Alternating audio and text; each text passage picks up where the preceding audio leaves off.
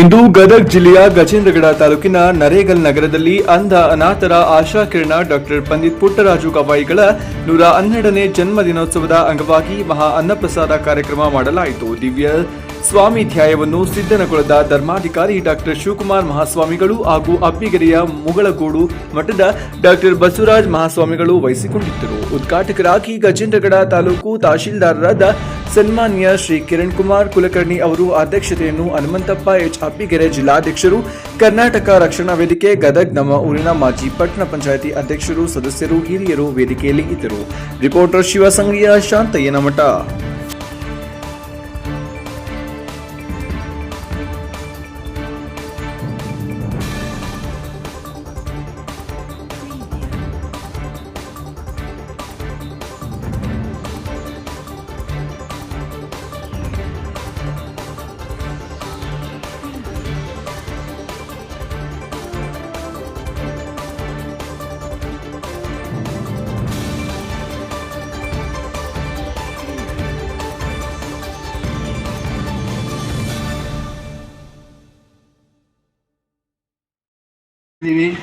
ನಾವು ಯಾವುದೇ ಕಾರಣಕ್ಕೂ ಈ ಒಂದು ಪುಟ್ಟರಾಜರ ಒಂದು ಆಶೀರ್ವಾದ ನಾವು ಇಟ್ಟುಕೊಂಡು ಅವರು ಹಾಕಿಕೊಟ್ಟ ಮಾರ್ಗದಲ್ಲಿ ನಾವು ನಡೆದರೆ ಈ ಗದಗ ಜಿಲ್ಲೆ ಯಾವ ರೀತಿ ಇದೆ ಅಂದರೆ ಇದು ಪುಣ್ಯರ ನಾಡು.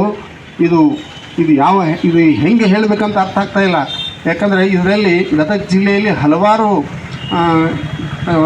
ಬೆಳವಣಿಗೆಗಳನ್ನು ಕಂಡಂಥ ವ್ಯಕ್ತಿಗಳು ಇಲ್ಲಿದ್ದಾರೆ.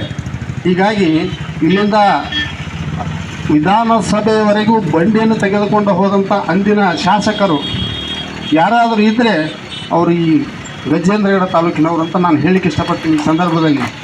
ಯಾಕೆಂದರೆ ಆ ಬಂಡಿಯನ್ನು ತೆಗೆದುಕೊಂಡು ಹೋಗಿ ವಿಧಾನಸೌಧದಲ್ಲಿ ಕನ್ನಡವಾಗಿ ಮಾತನಾಡಿದ ಏಕೈಕ ವ್ಯಕ್ತಿ ಅವ್ರು ಯಾರಾದರೂ ಇದ್ದರೆ ಅವರು ಇದೇ ತಾಲೂಕಿನವರು.